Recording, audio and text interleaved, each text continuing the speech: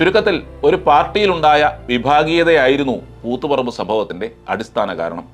പാർട്ടിയിൽ നിന്ന് പോയ കുലംകുത്തിയെ ഇല്ലാതാക്കാനുള്ള ശ്രമം CPM-ന്റെ എന്നല്ല കമ്മ്യൂണിസ്റ്റ് പാർട്ടിയുടെ പൊതു സ്വഭാവമാണ്. അത് മുൻപുമുണ്ട്, ഇപ്പോഴുമുണ്ട്, ഇനിയും ഉണ്ടാവുകയും ചെയ്യും. അതിന് TP ചന്ദ്രശേഖരനെ പോലെ ഉദാഹരണങ്ങളും നിരവധിയാണ്.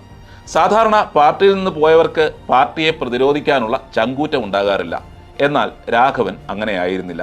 തൻ്റെ തട്ടകത്തിൽ താൻ തല്ല് പഠിപ്പിച്ചവർ തന്നെ വെല്ലുവിളിക്കാനോ എന്ന ചോദ്യമായിരുന്നു രാഘവന്റെ ഉള്ളിൽ. ഈ പാർട്ടി വിഭാഗീയതയാണ് അതിദാരുണമായ കൂത്തുപറമ്പ് സംഭവത്തിന് കാരണമായത്.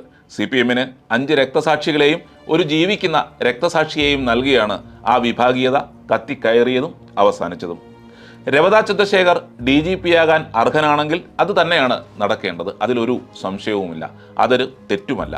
പക്ഷേ കൂത്തുപറമ്പുമായി ബന്ധപ്പെട്ട് ഒരു വിവാദമുണ്ടാകുമ്പോൾ സത്യസന്ധമായി അത് സമ്മതിച്ച് രവത ചന്ദ്രശേഖരനെതിരെ തങ്ങൾ സ്വീകരിച്ച നടപടികൾ തെറ്റായിരുന്നുവെന്ന് പറയുകയായിരുന്നു ഉത്തരവാദിത്വമുള്ള ഒരു രാഷ്ട്രീയ പാർട്ടി എന്ന നിലയിൽ CPM ചെയ്യേണ്ടിയിരുന്നത്. തെറ്റുകയും പതിറ്റാണ്ടുകൾ കഴിഞ്ഞ് അയ്യോ തെറ്റായിരുന്നുവെന്ന് പറയുന്നത് CPM-ന് പുതുമയൊന്നുമല്ല. അതിനു പകരം പത്മനാഭൻ നായർ കമ്മീഷൻ കുറ്റവിമുക്തനാക്കി, അതുകൊണ്ട് രവത ചന്ദ്രശേഖർ നല്ല ഒന്നാം തരം പോലീസ് ഓഫീസറാണ് എന്നൊക്കെ പറയുമ്പോൾ പഴയ ചരിത്രരേഖകൾ നിങ്ങളെ നോക്കി പല്ലിളിക്കും. അന്തങ്ങൾക്കെല്ലാം ഓക്കെ ആയിരിക്കും, പക്ഷേ എല്ലാവരും അന്തങ്ങളല്ലല്ലോ.